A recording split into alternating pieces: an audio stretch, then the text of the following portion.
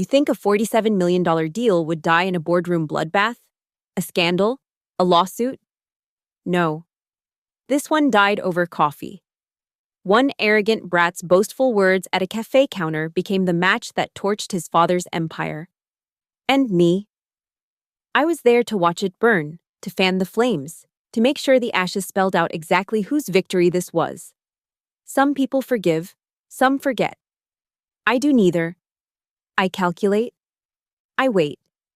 And when the moment comes, I strike with the precision of a surgeon removing a tumor. My name is Claire Harrison, and I've spent 11 years building empires for other people. At 38, I'd transformed Falcon & Moore Consulting's relationship with Brightwell Technologies from a hesitant $3 million pilot project into our firm's crown jewel. A $47 million annual contract that kept 47 consultants employed and made my bosses very, very rich. That Tuesday morning in March, I arrived at our Chicago office at 6:30 a.m., 2 hours before the quarterly strategy review with Brightwell. The presentation deck, 80 pages of meticulously crafted analysis, had been checked, rechecked, and blessed by every stakeholder who mattered. Every data point verified 4 times. Every projection conservative enough to underpromise but aggressive enough to show vision. This was my symphony, and I'd been conducting it flawlessly for over a decade. The conference room on the 32nd floor was already set up. I'd personally arranged the portfolios at each seat, tested the video conference system twice, and even brought in fresh flowers, white orchids, because Victoria Hale, Brightwell's COO, had mentioned once that she loved them. Details matter. Details are what separate the professionals from the pretenders. At 8:15, 15 minutes before we were due to begin, Connor Reeves strutted in. Connor fucking Reeves, 2 months. That's how long the CEO's son had been gracing us with his presence at Falcon & Moore. Fresh from his 3rd attempt at an MBA, Wharton this time, after Columbia and Kellogg had somehow failed to recognize his genius, he'd been installed as Vice President of Strategic Development, a title so transparently manufactured that our HR director had to create an entirely new org chart branch just to accommodate it. "Claire," he said, not bothering to look up from his phone. "Change of plans. I'll be leading the Brightwell presentation today." I felt my pulse spike but kept my face neutral. "The client expects me to present," Adrian Blake specifically requested. "Adrian and I golf together," Connor interrupted, still scrolling. "Well, our dads do. Same thing. He'll be thrilled to see fresh leadership on this account." Fresh leadership. 11 years of relationship building, of 2 a.m. crisis calls, of flying to Singapore on 3 hours' notice when their Asian infrastructure melted down, reduced to staleness by a boy who couldn't spell infrastructure without autocorrect. "Connor, this presentation contains highly technical analysis of their cloud migration patterns and security protocols. It took my team 6 weeks to..." "That's why you'll be there." He finally looked up, flashing the smile that had probably worked on sorority girls and yacht club waitresses. "You can handle the technical stuff if needed. But let's be honest, Claire. These C-suite meetings are about vision, not details, and vision needs a certain..." He gestured vaguely at himself. "Presence." The subtext wasn't subtle. Vision needed a penis, apparently, and a last name that matched the one on the building. I had 2 options. Fight this battle and lose, because who was going to override the CEO's son? Or play the long game. I chose the latter. I always choose the latter. "Of course," I said, my voice professionally pleasant. "Would you like to review the deck?" "Email it to me. I'll skim it in the car." Skim. 6 weeks of analysis, and he'd skim it in the 20-minute ride to Brightwell's office. By 8:45, we were in the Brightwell conference room. Adrian Blake, their CEO, looked confused when Connor took the presenter's position while I sat up at a side table like some intern. Victoria Hale's eyebrows rose fractionally, the equivalent of a shocked gasp from someone that controlled. Rafael Ortegui, their CTO, exchanged glances with Lena Brooks, their infrastructure lead. Connor launched into his presentation, which bore no resemblance to the deck I'd created. He'd replaced my data-rich slides with clip art and buzzwords. Synergy appeared 17 times in the first 10 minutes. He talked about blockchain enabling their infrastructure, without understanding that their infrastructure was primarily legacy mainframes that couldn't be blockchain-enabled if God himself wrote the code. When Adrian asked about our recommendations for their latency issues in the Singapore data center, Connor actually said, and I quote, "Latency is just a mindset. We need to think faster, not harder." I watched Adrian's face turn to stone. Victoria started taking notes with the fervor of someone documenting evidence. Raphael stopped trying to hide his contempt. 45 minutes later, we left with what Connor called great energy in the room, but what I recognized as the professional equivalent of a death sentence. My 11 years of work had just been torched by a rich kid's ego trip. But here's the thing about rich kids who've never faced consequences. They always talk too much. And Connor Reeves was about to learn that in the corporate world, words can be weapons, especially when the wrong person hears them. After that disaster of a presentation, I needed coffee. Real coffee.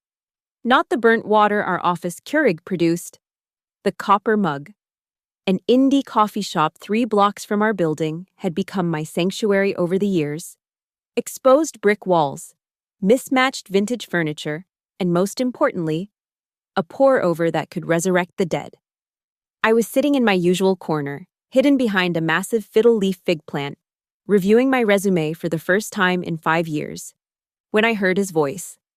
Connor's laugh, that specific braying sound that only comes from people who've never had to wonder if they're actually funny, echoed from a table near the window.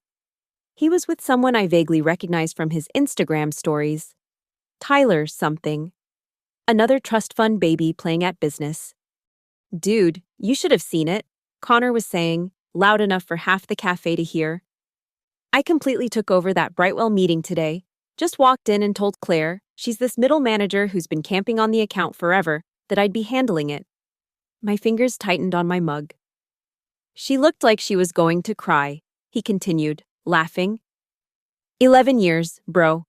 11 years of boring Excel sheets, and she thinks that makes her irreplaceable. But these dinosaurs don't understand that business isn't about spreadsheets anymore. It's about relationships. It's about vision. "What did the client say?" Tyler asked. "Oh, Adrian Blake, the CEO, the guy's honestly kind of a joke. My dad says he only got the position because he married into the founding family. Zero charisma. He just sat there taking notes like some secretary while I explained how we're going to revolutionize their whole operation." I slowly turned my head, just enough to see past the plant. Connor was sprawled in his chair, designer sneakers up on another seat, gesticulating with a $7 oat milk latte. And their COO, Victoria something, total ice queen, classic diversity hire, you know. They needed a woman on the executive team for optics. She kept asking these tedious technical questions, like she didn't understand we're talking big picture here. My blood turned to ice, then fire, then ice again. But what came next was worse. The best part? Connor leaned forward conspiratorially. "I'm going to flip this whole account, phase out all of Claire's technical bullshit, bring in some real consultants, guys from my Harvard network who understand modern business. The contract's worth 47 mil annually. Imagine the commission restructure when I'm running point." "Won't Claire fight back?" Tyler asked. Connor snorted. "With what leverage? She's a nobody. No connections, no pedigree. State school MBA. He said it like it was a disease. Plus, she's aging out. What is she, like 45, 50? These older women in business, they get so emotional when they realize their time's up." That's when I noticed him. At the table directly behind Connor, facing my direction, sat Adrian Blake. The CEO of Brightwell Technologies was having what appeared to be a quiet coffee alone. Wall Street Journal folded beside him, wearing unremarkable khakis and a polo shirt that made him invisible to Connor's radar. Connor, who probably couldn't imagine a CEO wearing anything less than Armani. Adrian's expression was perfectly neutral, but his knuckles were white around his coffee cup. He'd heard every word, every single Word. Our eyes met across the cafe.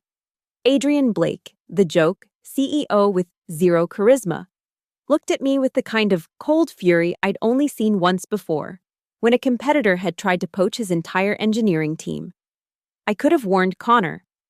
A decent person would have. But decent people don't survive 11 years in consulting, and they certainly don't build $47 million accounts from nothing. Besides, Connor had just called me a nobody. An emotional, aging nobody with a state school MBA. So instead, I did something else.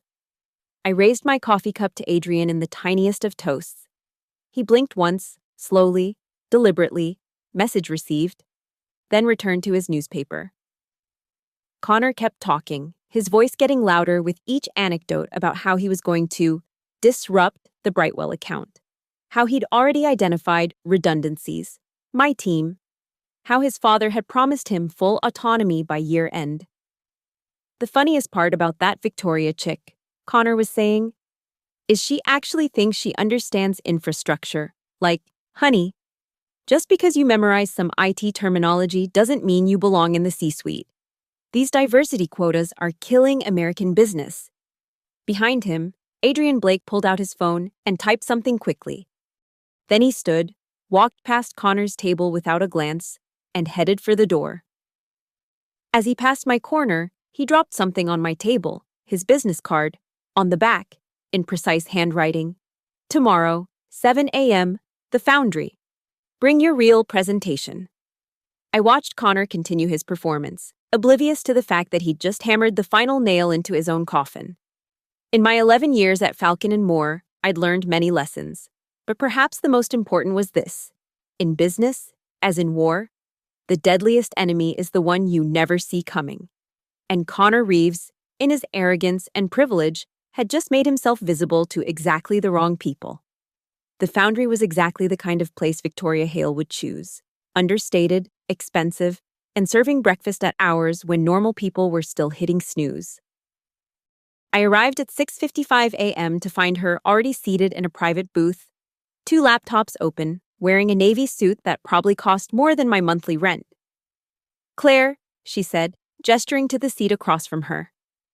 I ordered you a cortado. Double shot. You still take it that way?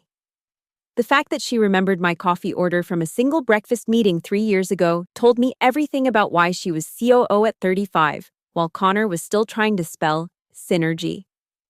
Adrian forwarded me an interesting recording, Victoria said, sliding her phone across the table. Amazing how clear audio can be in a quiet cafe when someone's practically shouting. She'd recorded it. Of course she had. Adrian must have started recording the moment he recognized Connor's voice. Before we discuss that, I said, pulling out my actual presentation, the 112-page comprehensive analysis Connor had dismissed as technical bullshit. I believe you asked about latency issues in Singapore? Victoria's smile was sharp enough to cut glass. Show me. For the next hour, I walked her through everything Connor couldn't. The root cause analysis revealing a configuration error in their load balancers, the security vulnerabilities their current setup created, the step-by-step remediation plan with projected ROI. She asked the kinds of questions that revealed she understood infrastructure better than most CTOs I'd worked with. You know, Victoria said, closing the presentation. Brightwell is creating a new position, Vice President of Strategic Infrastructure. It's a role that would require someone who understands both the technical architecture and the business implications. Someone who could bridge the gap between our engineering teams and our business units. I kept my expression neutral. That sounds like a challenging position to fill. Especially since we'd need someone who could start immediately. The compensation package is competitive. Double your current base, performance bonuses, and equity that vests over 3 years. She paused, stirring her coffee. Of course, we'd need someone willing to make a clean break from their current firm. No transition period, no knowledge transfer. The number she quoted made my poker face slip for just a second. Victoria.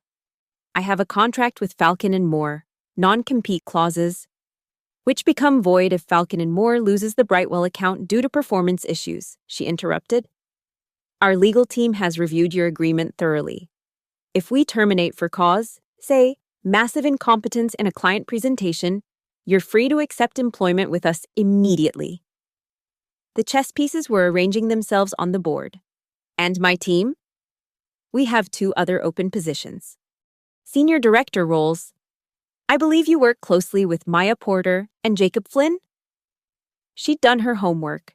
Maya and Jacob were my best people, the ones who'd stayed late every night working on the Singapore analysis, who'd been just as insulted by Connor's takeover as I had. This is quite an offer, I said carefully. Victoria leaned forward. Claire, let me be very clear. Connor Reeves insulted me, my CEO, and our entire organization. He revealed confidential information about our contract value in a public space. He demonstrated gross incompetence in a critical client meeting, but more than that, he showed us exactly what Falcon and Moore thinks of us. That we're jokes. Diversity hires. People who don't deserve our positions. She pulled out a tablet, showing an email thread. This is from Richard Reeves, Connor's father, your CEO, sent yesterday after our meeting. He's doubling down on Connor's involvement, saying he'll be the fresh perspective our account needs. I read the email, my anger crystallizing into something harder, colder. Richard was throwing me under the bus to protect his incompetent son. But here's what's going to happen, Victoria continued. Tomorrow, we have another meeting scheduled. Connor will present his vision again. Only this time, Adrian will be asking very specific questions. Technical questions. Questions about our actual infrastructure, our actual needs. The kind of questions that are all answered in your real presentation but completely absent from Connor's clip art festival. You want him to fail spectacularly, I said. I want him to reveal exactly who he is, in front of witnesses, with recording devices present for meeting minutes. Our entire executive team will be there, plus someone I think you'll find interesting, Elliot Grant, a new analyst we just hired. Fresh from MIT. You might know his mother, Sandra Grant? I did know Sandra Grant. She was the diversity and inclusion specialist Connor had gotten fired from Falcon and Moore 6 months ago for being too aggressive about equality initiatives. Her son is brilliant, Victoria said. 23 years old, 2 master's degrees, and an eidetic memory for technical specifications. He's particularly gifted at asking clarifying questions that reveal when someone has no idea what they're talking about. The plan was elegant in its simplicity. No lies needed, no deception required. Just Connor. A room full of experts, and enough rope to hang himself. After the meeting, Victoria concluded, we'll make our decision about the Falcon and Moore contract, and regardless of that outcome, our offer to you stands. But Claire? She looked me directly in the eye. This only works if you're willing to let Connor fail completely. No safety net, no last-minute saves. Can you do that? I thought about 11 years of building something from nothing. About being called a nobody with a state school MBA. About being relegated to clicking slides like an intern while an incompetent child destroyed my life's work. Victoria, I said, extending my hand across the table. I've never saved Connor Reeves from anything in my life. I'm certainly not going to start now. The second Brightwell presentation was scheduled for 2 p.m. Thursday. Connor strutted into our office that morning, wearing a new Tom Ford suit and enough cologne to fumigate a small building. He'd spent the previous day preparing, which meant having his assistant Google infrastructure buzzwords and add more animations to his PowerPoint. Claire, he called out as we gathered in the lobby for the drive over. I won't need you at the main table today. Just sit somewhere you can manage the technical equipment if needed.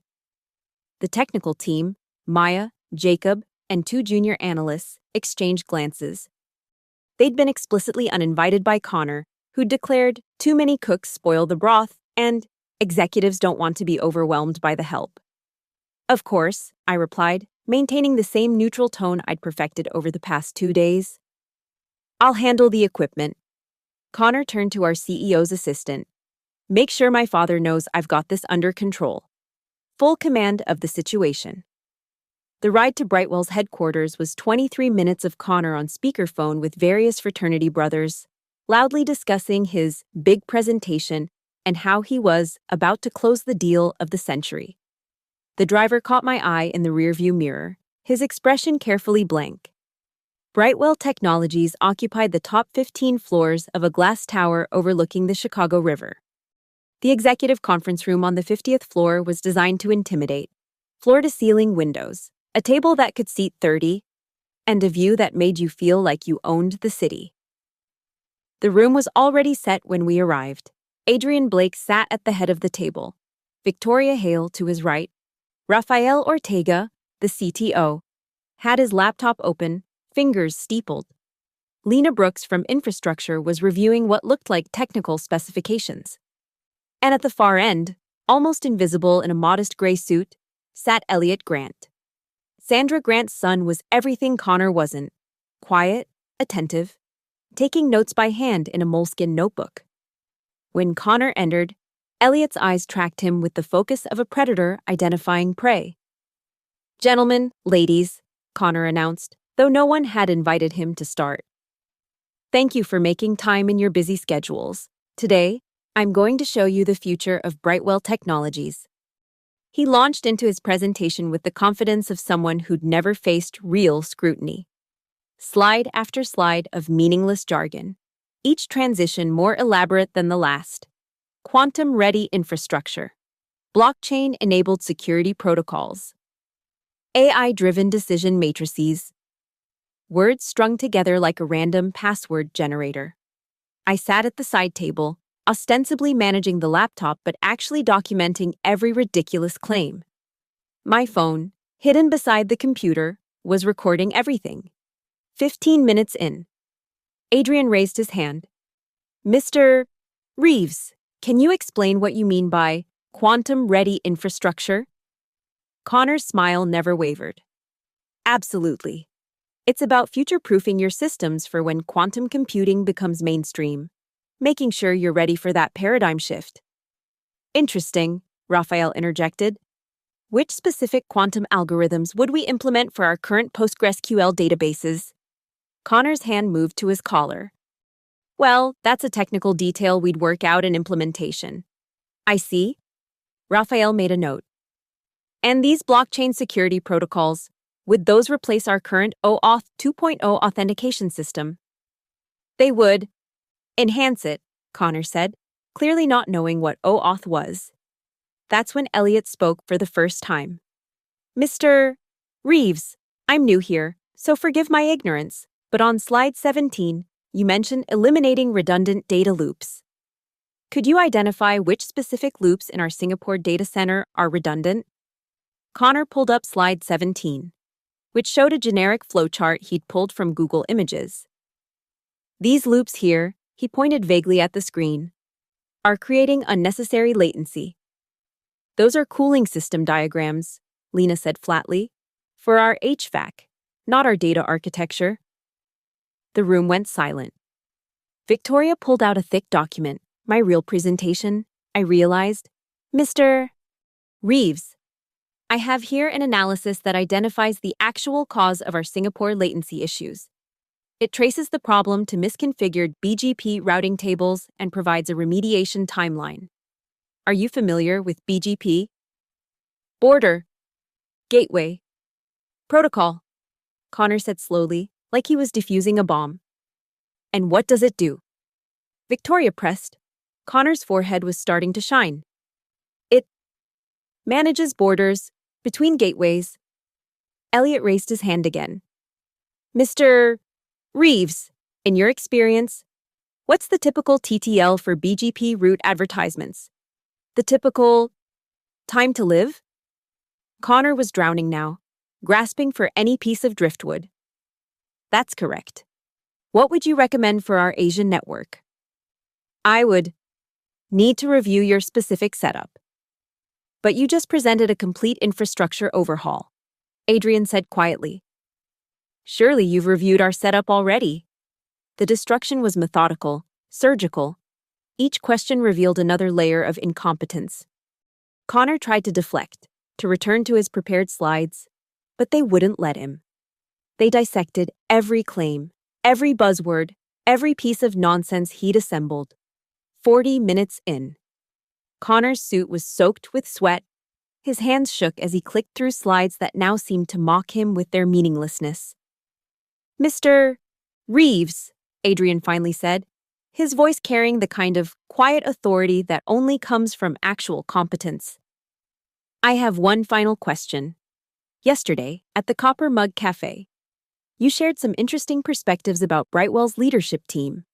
Would you care to elaborate on those views?" The color drained from Connor's face so fast I thought he might faint. He looked at me, desperately seeking some kind of lifeline, but I was busy taking notes about equipment management as instructed. I don't. That was a private conversation.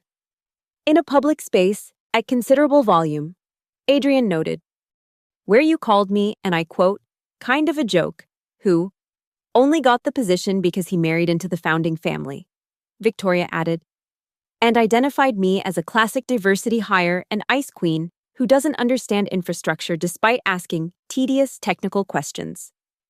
The room was absolutely still. Connor opened his mouth, closed it, opened it again. No sound came out.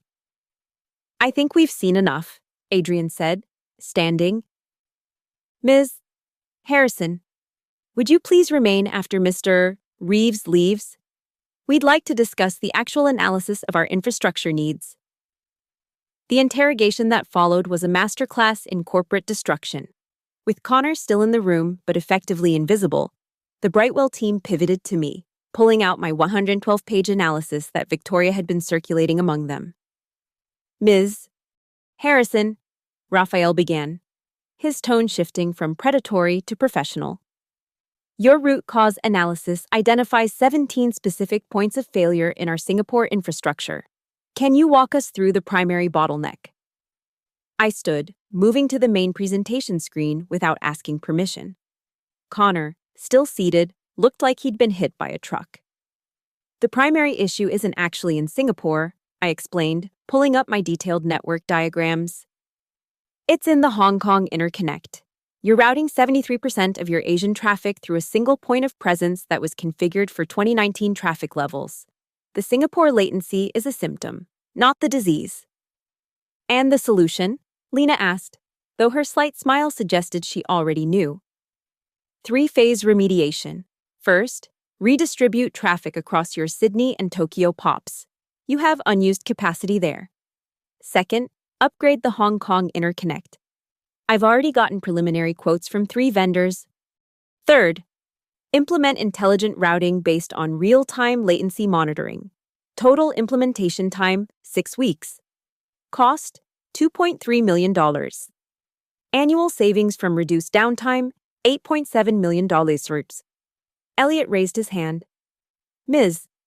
Harrison, what about the machine learning framework inefficiencies Mr. Reeves mentioned?" I recognized the trap. Connor had thrown around machine learning without any understanding of Brightwell's actual ML implementation. "Brightwell runs TensorFlow 2.8 on a distributed Kubernetes cluster," I replied. "Your inefficiencies aren't in the framework, they're in the data pipeline.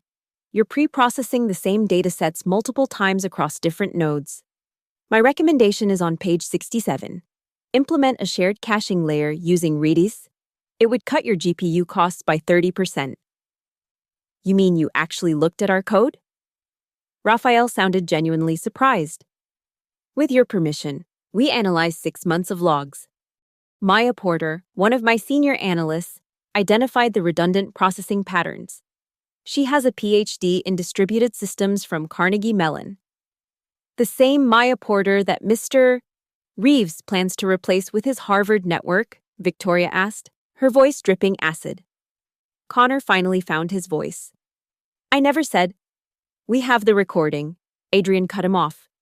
"From the cafe, where you discussed replacing Claire's entire team with your connections." The technical grilling continued. Every question they asked, I had an answer for, not buzzwords, not hand-waving, but specific, actionable solutions backed by data. The Singapore latency issue that Connor had dismissed as a mindset problem, I showed them the exact misconfigured BGP routes causing 800 millimeters delays.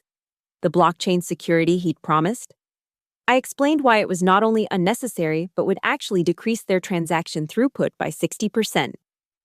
Mr. Reeves, Adrian said suddenly, turning to Connor. Can you explain why your presentation doesn't address any of these actual issues? Connor's mouth opened and closed like a fish out of water. The technical details would be handled in implementation. By whom? Raphael interrupted. You just said you'd be replacing the team that actually understands our infrastructure. Ms. Harrison, Victoria said, ignoring Connor completely now. In your assessment, what would happen if we implemented Mr. Reeves's recommendations? I pulled up slide 89 of my presentation, one I'd added just that morning. Complete system failure within approximately 3 weeks. The quantum-ready modifications would corrupt your existing databases. The blockchain security would create race conditions in your authentication system. And eliminating what Mr. Reeves calls redundant data loops, which are actually your backup systems, would leave you with no disaster recovery capability. So you're saying, Elliot said slowly, his young face a mask of innocent curiosity, that Mr. Reeves's plan would destroy our entire technology infrastructure? That's exactly what I'm saying. Connor stood abruptly. This is ridiculous. I'm being ambushed here. My father. Your father, Adrian said coldly, assured us that you were the future of Falcon and Moore, that you understood modern business better than anyone. Tell me, Mr. Reeves, is destroying your client's infrastructure part of modern business? Claire! Connor turned to me desperately. Tell them about the strategic vision, the big picture thinking. I looked him straight in the eye. Mr. Reeves, you instructed me to manage equipment only. I wouldn't want to overstep my boundaries as a nobody with a state school MBA. The silence that followed was deafening. Victoria pulled out another document. This is a formal performance complaint we'll be filing with Falcon and Moore. It details gross incompetence, breach of confidentiality, discussing our contract value in a public space, and what our legal team considers actionable defamation against Brightwell executives. You can't, Connor started. We can, Adrian said. And we will, unless... Connor leaned forward desperately. Unless what? Unless you leave this room right now. Go back to your father and explain exactly why Falcon and Moore is about to lose its largest client. Tell him that your incompetence, arrogance, and inability to perform basic analysis has cost the firm $47 million in annual revenue. Connor looked around the room, searching for any sign of mercy. He found none. Even I, the woman he'd dismissed and humiliated, simply stared back with professional neutrality. This isn't over, he said finally, his voice cracking. Yes, Victoria said with a smile that could freeze hell. It absolutely is. Connor stumbled out of the room, his Tom Ford suit wrinkled with sweat, his carefully styled hair in disarray. The door clicked shut behind him with a finality that echoed through the silence. Adrian turned to me. Now, Ms. Harrison, shall we discuss your actual recommendations? And perhaps that VP position Victoria mentioned. The moment Connor left, the atmosphere in the room shifted from hostile interrogation to something resembling a war council. Adrian Blake stood, walked to the window, and gazed out at the Chicago skyline for a long moment before turning back to face me. Ms. Harrison, he said, before we proceed, I need you to understand something. What we're about to do will effectively end Falcon and Moore's relationship with Brightwell Technologies. This isn't a negotiation or a warning, it's a termination. I nodded, my expression carefully neutral while my heart raced. 11 years of work, about to be severed in a single afternoon. Mr. Blake, I began, but he raised his hand. Adrian, if we're going to work together, let's dispense with the formalities. He returned to his seat. Now, walk us through what Connor Reeves has cost us. I pulled up a new section of my presentation, pages I'd added after my breakfast with Victoria. Based on Mr. Reeves's proposed changes, you would have experienced approximately 3.2 million in immediate infrastructure damage, followed by cascading failures that would have taken your Asian operations offline for an estimated 2 to 3 weeks. Lost revenue, $27 million. Recovery costs, $8 million. Reputational damage, incalculable. And this is the fresh perspective Falcon and Moore promised us, Raphael said bitterly. Victoria opened her laptop. I'm drafting the termination notice now, effective immediately, for cause, gross incompetence, and breach of confidentiality. Our legal team has already reviewed. We're completely within our rights. Wait, I said, surprising myself. Everyone looked at me. If you terminate immediately, Falcon and Moore will sue. They'll claim you didn't give them a chance to remediate. Connor will say he was ambushed, that you never gave him proper feedback. So, Adrian asked, so give them one more chance, tomorrow. Schedule a final review meeting. Require Connor to present his detailed implementation plan, the technical specifics he kept promising. Invite Richard Reeves to attend. Make it clear this is their last opportunity to demonstrate competency. Lena laughed. You want to give him another chance to humiliate himself? No, I said. I want to give Richard Reeves a chance to see exactly what his son is. Connor won't prepare. He can't. He doesn't have the knowledge. He'll either try to throw me under the bus, admitting he's been taking credit for my work, or he'll double down on his incompetence. Either way, Richard will have to watch his son destroy the firm's biggest contract in real time. Adrian and Victoria exchanged glances. That's genuinely vicious, Victoria said, with something approaching admiration. It's also legally bulletproof, I added. You gave them every opportunity. You documented everything. When you terminate, no court in the country would side with Falcon and Moore. And what about you? Adrian asked. This burns your bridge completely. My bridge was burned the moment Connor took over my presentation, at least this way. It's not just my word against the CEO's son. It's the entire Brightwell executive team witnessing his incompetence. Elliot Grant, who had been quiet for several minutes, suddenly spoke up. Ms. Harrison, may I ask you something? Of course. My mother told me about you. How you were the only one at Falcon and Moore who stood up for her when Connor got her fired. She said you filed a formal complaint with HR. I remembered that complaint. HR had buried it, of course, but I'd tried. Connor accused her of reverse discrimination. Elliot continued. Said she was creating a hostile work environment for him by suggesting the firm needed more diversity in leadership. My mother, who had 20 years of experience, was out within a week. I'm sorry I couldn't do more, I said quietly. You did more than anyone else, Elliot replied. Which is why I want to make sure you understand something. When Brightwell hires you, and we will hire you, it won't be charity or revenge. It's because you're exactly what we need. Someone who sees through the bullshit, does the work, and isn't afraid to let incompetent people fail. Adrian nodded. Elliot's right. Victoria, set up the meeting for tomorrow, 9 a.m. sharp. Make it clear that Richard Reeves' attendance is mandatory if they want to salvage any part of this relationship. With pleasure, Victoria said, typing rapidly. Ms. Harrison. Adrian turned back to me. I assume you'll need to attend tomorrow's meeting as a Falcon and Moore representative. Unfortunately, yes. And I assume Connor will try to make you present the technical details he doesn't understand. Almost certainly. Adrian smiled then, the first genuine smile I'd seen from him.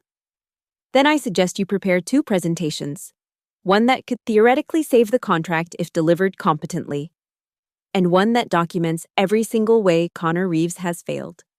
When he throws you under the bus, and he will, you'll be ready to show everyone exactly who's been driving all along.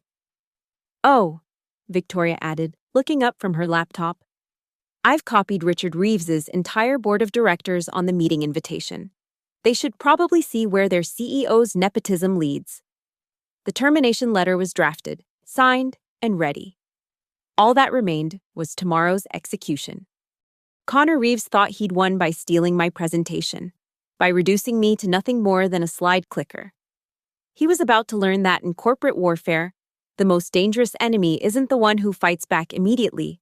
It's the one who waits, plans, and strikes when you've got nowhere left to run. One more thing, Adrian said as the meeting concluded. Ms. Harrison, regardless of what happens tomorrow, our offer stands. VP of Strategic Infrastructure, reporting directly to Victoria. Your team members Maya Porter and Jacob Flynn have standing offers as well. I stood, gathering my materials. Thank you, all of you. As I headed for the door, Victoria called out, Claire, tomorrow. When Connor inevitably implodes, try not to smile too much. We'll be recording everything for legal documentation. I turned back, my expression perfectly professional. I never smile during executions, Victoria. It's unprofessional. But inside I was already savoring tomorrow's massacre. The meeting was set for 9 a.m. Friday. By 8:45, the Brightwell conference room was packed. Adrian Blake and his full executive team were present. Of course, but Victoria had also invited several board members to observe the resolution of this critical contract issue. 3 members of Brightwell's board sat along the wall, tablets in hand, expressions neutral. Richard Reeves arrived at 8:55, and I saw immediately that Connor hadn't told him the full truth. Richard strode in with the confidence of a man expecting to smooth over a minor misunderstanding. His silver hair was perfectly styled, his handshake firm, his smile practiced. Adrian, Victoria, he said warmly. I understand there've been some communication challenges. Nothing we can't resolve. I'm sure. Connor slunk in behind his father, looking like he'd aged 5 years overnight. The Tom Ford suit was gone, replaced by a conservative Navy outfit that screamed, damage control. Richard, Adrian's tone was arctic. Please, have a seat. We're eager to hear your son's detailed implementation plan for the infrastructure overhaul he proposed. Richard's smile flickered. Implementation plan?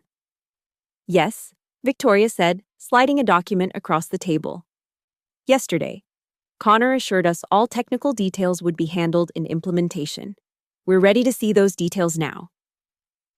I sat in my designated spot at the side table, ostensibly there to support, but really positioned as a witness to the coming catastrophe. Maya and Jacob flanked me. Victoria had specifically requested their presence for technical support if needed. Connor, Richard said, turning to his son with barely concealed irritation. You have the implementation plan ready? Connor's Adam's apple bobbed. Claire was supposed to prepare the technical specifications. There it was. The bus, approaching at full speed. I'm sorry, Adrian interjected.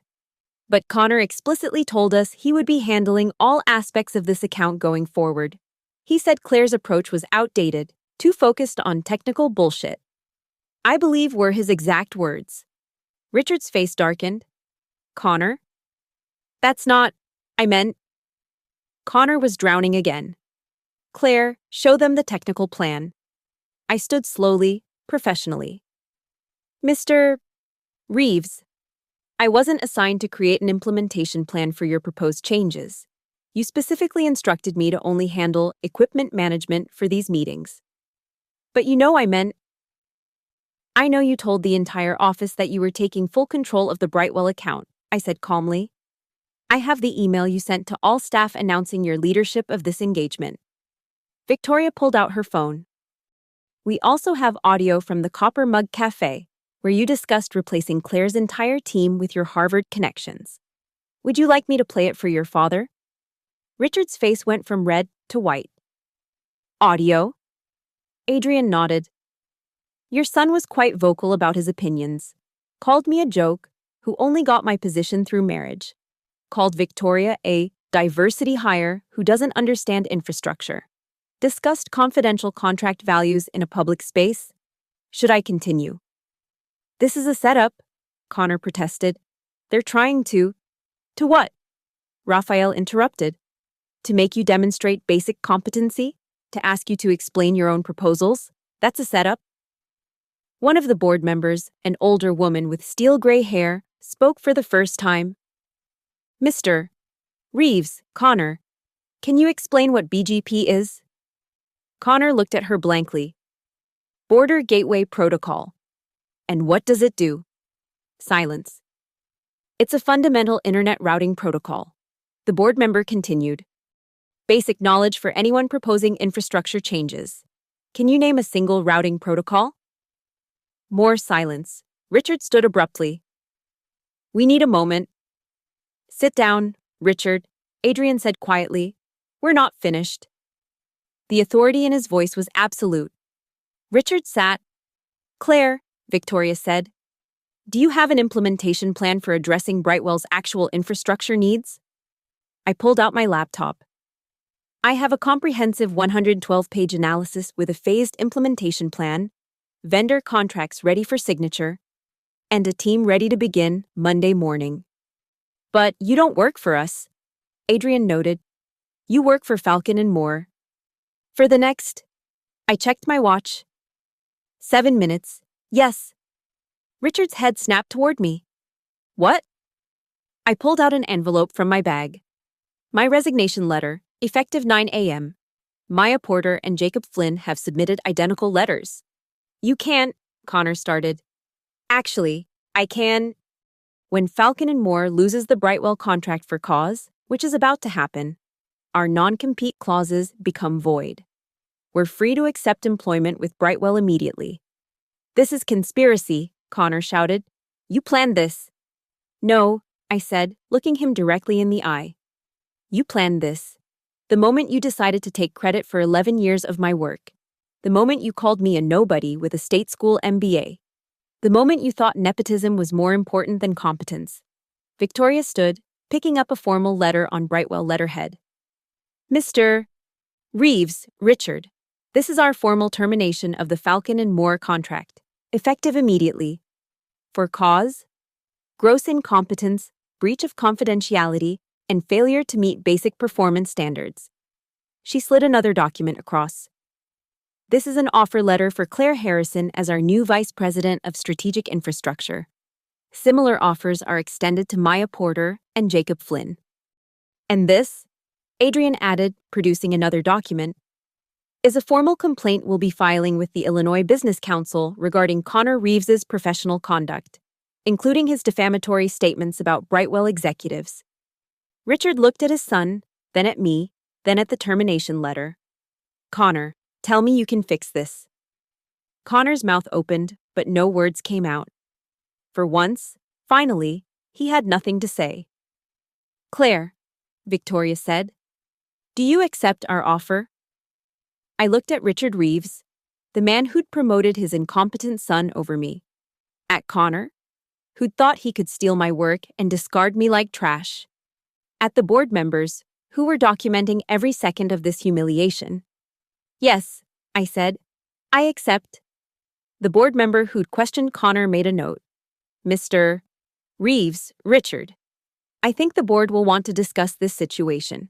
Losing a $47 million contract due to nepotism and incompetence raises serious questions about leadership. Richard's empire, built on connections and old boys networks, was cracking.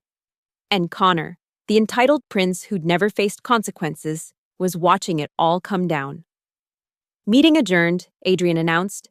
Claire, Maya, Jacob, welcome to Brightwell Technologies. We have your new offices ready on the 48th floor. The beauty of a perfectly executed corporate revenge is in the timing. At exactly 9 a.m., as Richard and Connor Reeves sat frozen in that conference room watching their largest contract evaporate, 3 resignation emails hit the Falcon and Moore servers simultaneously. Mine, Maya's, and Jacob's. All time-stamped for the exact moment the contract termination became official. By 9:15, we were being escorted to our new offices at Brightwell Technologies. The 48th floor was a different world from Falcon and Moore's cramped cubicle farm. Floor-to-ceiling windows, actual offices with doors, and a view that stretched to Lake Michigan. Maya stopped in the doorway of her new office, eyes wide. Claire, this is bigger than the conference room at Falcon. Jacob was already setting up his 3-monitor system, a grin splitting his face. And they have actual enterprise-grade hardware. not the ancient Dell towers Connor insisted were perfectly adequate. My office was at the corner, with windows on two sides. A nameplate was already on the door. Claire Harrison, Vice President, Strategic Infrastructure. 11 years of building someone else's empire, and finally, I had something with my name on it. Victoria appeared in the doorway. Getting settled? This is incredible. Victoria, thank you. She smiled. Don't thank me yet. We have real work to do. The Singapore infrastructure isn't going to fix itself, and we have 3 other regions showing similar latency issues. Already on it, I said, pulling up the analysis on my new system. Maya identified the pattern 2 weeks ago. It's the same configuration error, replicated across regions. We can fix all of them in one coordinated deployment. This is why we hired you, Victoria said. Not for revenge, though that was particularly satisfying to watch, but because you actually know what you're doing. My phone buzzed. 14 missed calls from Connor, 6 from Richard, and a text from my former assistant at Falcon & Moore. The entire office knows. Richard just called an emergency all hands. Connor is reportedly taking a leave of absence to pursue other opportunities. I deleted the messages without reading them and blocked both numbers. By noon, the news had spread through Chicago's business community. Falcon & Moore loses largest client in firm history. Nepotism costs consulting firm $47 million contract. Brightwell Technologies poaches top talent from Falcon & Moore. But the best message came from an unexpected source. Sandra Grant, the diversity director Connor had gotten fired, sent a simple email. I heard what happened. Sometimes the universe delivers justice in the most beautiful ways. Welcome to your new chapter. Over the next week, we transformed Brightwell's infrastructure. The Singapore latency issue that Connor had called a mindset problem, fixed in 3 days. The redundant data loops he wanted to eliminate. We optimized them, improving system resilience by 40%. The blockchain security he'd promised. We implemented actual security improvements that reduced breach risks by 60% without adding unnecessary complexity. 3 months later, I was presenting at the quarterly board meeting as a Brightwell executive, not a consultant. The improvements we'd implemented had saved the company $12 million already, with projected annual savings of $45 million. Ms. Harrison, the board member who'd questioned Connor, said, "This is exceptional work. It makes one wonder what might have happened if we'd continued with Falcon & Moore's approach." "Complete system failure within a month," I replied. "We ran simulations. Connor Reeves's proposals would have caused cascading failures across all regions." "And Falcon & Moore?" another board member asked. "What's their status?" Adrian pulled up a news article on the screen. They filed for Chapter 11 bankruptcy protection last week. Lost 3 more major clients after word spread about the Brightwell debacle. Richard Reeves was removed as CEO by the board. Connor Reeves is reportedly working at his uncle's car dealership in Milwaukee. I felt no satisfaction in their complete destruction. Well, maybe a little. The man who'd called me a nobody was now selling used Toyotas, while I was reshaping the infrastructure of a Fortune 500 company. But the real satisfaction came from the work itself. From Maya's brilliant solutions to problems that had plagued Brightwell for years. From Jacob's innovative approaches to system optimization. From building something real, something valuable, something that had our names on it.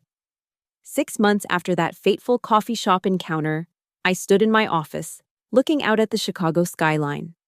The Falcon & Moore building was visible in the distance. A for lease sign now hanging on several floors.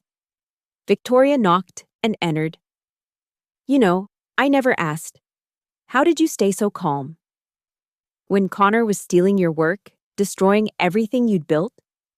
I turned from the window, thinking of that moment in the copper mug when I'd seen Adrian Blake sitting behind Connor. When I'd raised my coffee cup in that tiny toast to mutual understanding. Because I knew something Connor never learned in his expensive MBA programs, I said. In business, as in war, the loudest person in the room is rarely the most dangerous. The dangerous ones are those who listen, who plan, who wait for the perfect moment to strike. You know? And then strike without mercy, Victoria added with a knowing smile. Exactly. Connor thought he was the apex predator because of his last name and his father's position. He never realized he was just prey that had wandered into the wrong hunting ground. My computer chimed with a new email. Another Fortune 500 company, asking if I'd consider a consulting arrangement. I forwarded it to my team with a note. Thoughts on taking this on? Because that's what real success looks like. Not stealing credit for others' work, not riding on family connections, but building something genuine with people who respect your expertise and value your contributions. Connor Reeves learned that lesson the hard way. In a conference room 50 floors above Chicago, in front of his father and a room full of executives who would never forget his humiliation. And me? I learned that sometimes the best revenge isn't just success. It's letting your enemies destroy themselves with their own arrogance while you build your empire from the ashes of theirs. The view from the 48th floor was spectacular. But the view from the top of my own success, that was priceless. Thank you all for listening to this story of corporate revenge and justice served cold. I'd love to know where you're listening from. Drop a comment below and let's connect. If you enjoyed this tale of workplace karma, please subscribe to the channel and share your own thoughts about office politics and revenge stories. Have you ever witnessed someone's arrogance become their downfall? Let me know in the comments.